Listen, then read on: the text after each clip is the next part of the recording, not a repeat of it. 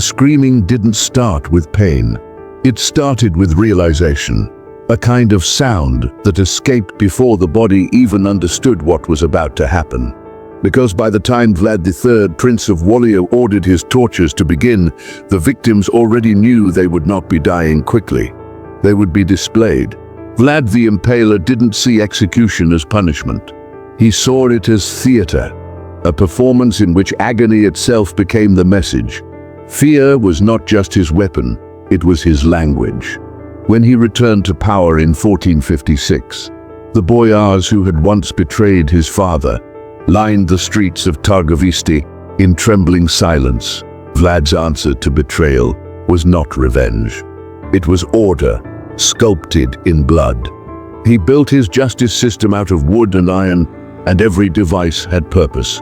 Geometry, philosophy. He believed fear could cure corruption, could make a kingdom pure. What he created instead was a new dimension of horror, 5 inventions so precise, so intimate in their cruelty, that they erased the line between punishment and art. The first, and the one that made his name echo across continents, was the forest of stakes. To understand the forest, you have to imagine the smell first. That heavy, wet sweetness that comes when blood and decay mix in open air. The valley below Targovisti was said to shimmer with flies, thousands of them orbiting what at first looked like a wooden army. But those were not soldiers, they were people. Vlad's soldiers didn't kill randomly. Each impalement was a ritual, carried out under direct instruction. The stake had to be the width of a man's wrist. The tip rounded, never sharp, so the body wouldn't split too fast. Each was greased with pig fat, not for mercy, but for control. The smoother the surface, the slower the descent. Victims were stripped, bound, and laid flat. The stake was positioned at the base of the spine, and then, like surgeons, Vlad's executioners would raise the body, inch by inch, forcing the stake through. It slid through the perineum, up through the organs, grazing the stomach, missing the lungs, sometimes emerging between the shoulder blades, sometimes through the mouth. They called this the threading. Done right, it could take the victim 3 days to die. The human body is incredibly stubborn. Even as organs are displaced, even as internal bleeding begins, the heart can keep beating for hours. Vlad knew that. He wanted them alive long enough to be seen. When the impalements were complete, his soldiers arranged the stakes by class and rank. Nobles on higher poles, peasants lower, Turks in concentric circles. From a distance, it looked like a terrible garden. Thousands of bodies swaying in the wind, some still twitching, all bleeding slowly into the soil. One Ottoman chronicler wrote, "Their mouths opened and closed like fish pulled from water. They did not cry out anymore. They simply moved, as if the forest breathed."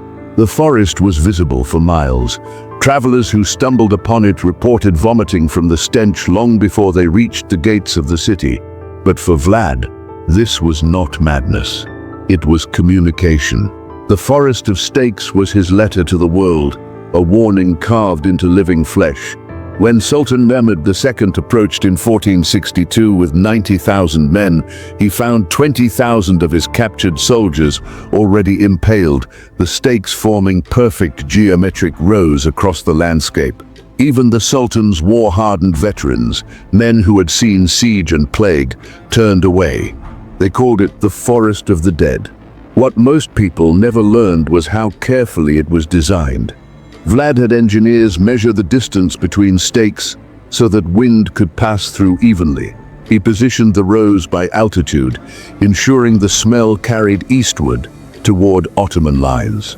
This was psychological warfare at its most advanced form. Pain as architecture, horror as deterrent. Those who survived impalement, and there were a few, were left with collapsed lungs, twisted spines, and constant infections from the stake's passage through the abdomen. Their voices were often permanently damaged. One account describes a man who lived for 4 days, muttering prayers that dissolved into wet gurgles. But even as the forest rotted away, the legend did not. The idea that one man could build a monument out of human bodies spread faster than any army, and Vlad, who dined among his impaled victims, occasionally dipping bread in their blood, had proven his point: fear obeys faster than faith. Still, impalement was only the foundation, the visible horror. Vlad's next invention was something quieter, stranger, almost experimental. It was called the inverted stake, and it defied both gravity and mercy. The inverted stake was born from curiosity, a twisted attempt at refinement. According to Wallace manuscripts recovered in the 17th century, Vlad wanted to know whether agony could be prolonged without massive blood loss. The answer, he found, was yes. In the traditional impalement, gravity worked against the victim, pulling them downward, forcing the stake deeper. But in the inverted design, gravity became the torturer's ally. The victim would be suspended upside down, ankles tied, wrists bound behind the back. A stake, thinner and polished, would be raised vertically beneath them, point upward. Unlike the traditional stake, this one was sharpened to a fine taper, thin enough to pierce with surgical precision. Two assistants would hold the victim by the torso, while the stake's tip was inserted at the anus or vagina. Then, instead of planting the stake into the earth, they would lift the entire assembly into the air, ropes tightening around the victim's legs. The stake didn't move, the body did. The weight of the torso, now inverted, caused internal organs to shift downward, pressing against the lungs, compressing the diaphragm, making each breath shorter and shallower. Blood rushed to the head, bursting tiny capillaries in the eyes until the whites turned crimson. Meanwhile, the sharpened stake slowly advanced upward, not from gravity this time, but from the victim's own convulsions. Every attempt to move, every twitch of panic, drove the tip a little deeper. The agony was slow, mechanical, and almost quiet. Witnesses described the sound of muscles stretching, like leather being pulled too tight. The heart worked harder, blood pressure rising until vessels in the temples began to bulge. Death could take hours, sometimes more than a day. But what made the inverted stake different wasn't just its efficiency, it was the display. Vlad ordered these victims to be hung above the city gates, their bodies swaying upside down in grotesque symmetry. At sunrise, their silhouettes resembled hanging fruit, a harvest of human defiance. One Ottoman soldier captured during the campaign of Djibouti was subjected to this. The chronicler noted that his body lasted from dawn till moonrise. His eyes burst around midday. His voice, reduced to choking gasps, lasted even longer. By the time he died, the upper half of his body was bloodless and pale, the lower half swollen purple and raw. Vlad reportedly watched from a balcony, silent, calculating. He called it the discipline of the air. It's said he designed variations, some stakes tipped with iron, others heated with embers from below, allowing the heat to travel upward through the metal shaft. This combination of inversion and heat caused what modern doctors might call internal boiling. Blood near the pelvis would heat first, forcing steam through veins until bubbles appeared under the skin. Some accounts claim the victims' screams produced high-pitched whines distorted by the pressure in their lungs, sounds that echoed across the valley long after they died. The inverted stake marked a new phase in Vlad's psychology. He was no longer just punishing enemies. He was testing the limits of flesh, time, and silence.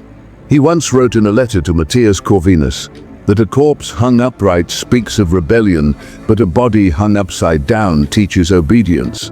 He believed that inversion mirrored the soul's corruption, that traitors deserved to die as their sins looked to heaven. To him, it wasn't cruelty, it was justice made visible. And in a world ruled by symbols, nothing was more terrifying than Vlad's precision.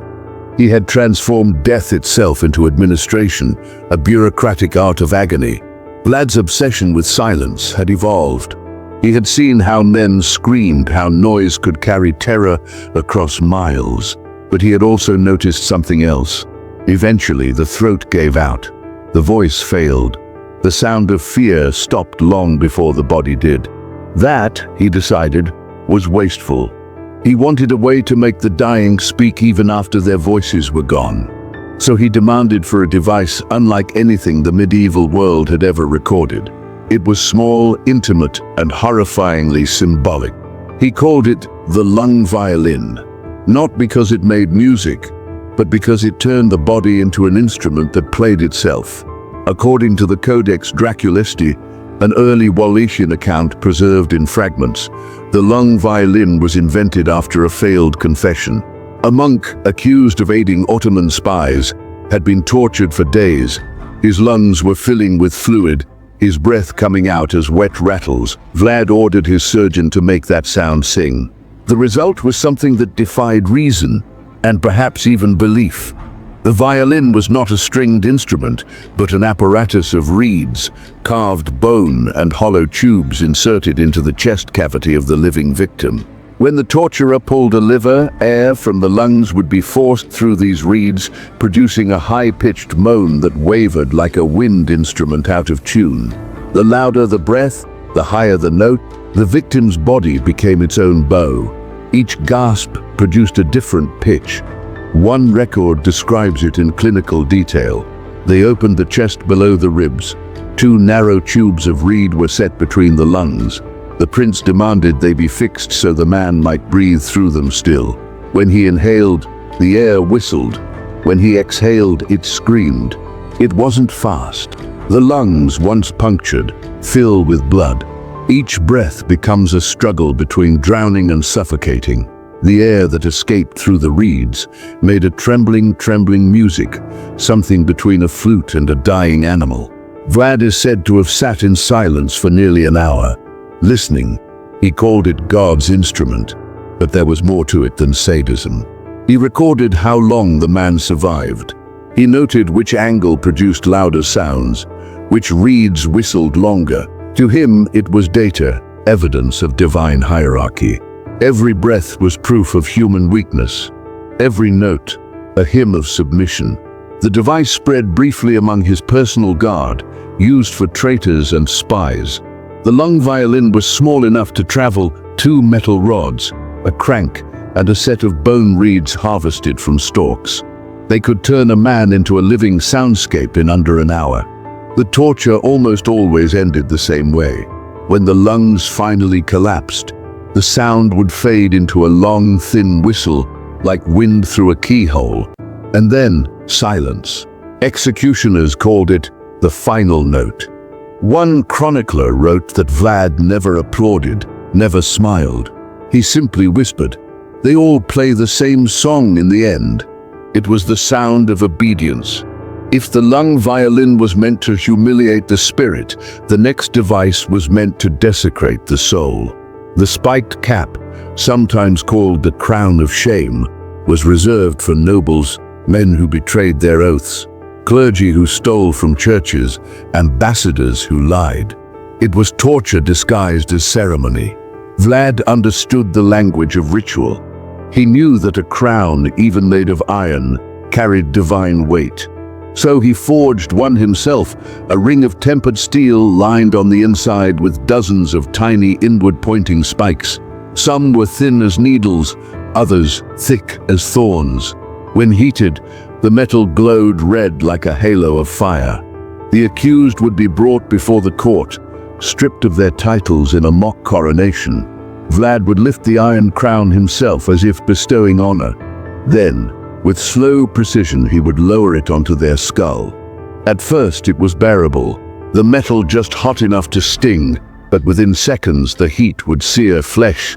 The scalp would blister and split. Each spike would pierce deeper, driven in by the victim's own trembling. Those who struggled made it worse.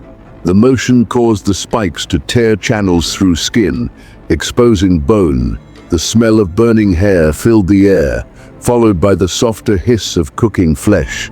Witnesses reported that the victims rarely screamed at first. They froze, paralyzed by disbelief, until the nerves in their scalp ignited. Then came the shrieks, echoing through the hall like an unholy choir. But it wasn't just the heat. The crown was designed with an iron screw on top, a slow-turning mechanism that allowed the spikes to descend deeper. Each turn forced the cap down, compressing the skull by millimeters. In the later stages, the pressure became unbearable. Small fractures would begin at the temples, radiating like spider webs. Blood would seep from the ears. Some victims went blind before they died, the optic nerves crushed from within. One letter from a Saxon merchant describes watching a traitorous boyar subjected to the cap. The iron crown hissed as it cooled upon him. When the prince turned the screw, his eyes rolled back. The spikes broke through his scalp. He looked like a saint of hell. The ritual would end with a sermon. Vlad would address the audience, using the victim as his pulpit. He'd remind them that corruption was a disease of the mind, and that a rotten mind deserved purification by fire. Then he would leave the hall, the crowned traitor still alive, smoke rising from his head like incense. In rare cases, survivors were allowed to live blind, disfigured, permanently scarred. Vlad ordered them to walk the streets as living warnings, their scalps still raw and bloodied, the faint ring of burned iron marking their foreheads. He called them the saints of discipline. To those who saw him work, the spiked cap proved something terrifying. Vlad wasn't driven by bloodlust alone. He saw pain as justice. And justice, once made divine, no longer required mercy. But his final creation was not ritualistic nor surgical. It was primal, because when control failed, when symbolism wasn't enough, he returned to nature itself, to the oldest fear that lurks in every human body, being eaten alive. The barrel of rats was Vlad's crescendo, the horror that reduced nobles, soldiers, and spies to the same trembling animal. It began with a barrel, ordinary, wooden, rough. Inside, a small hole near the base, just wide enough for a tail.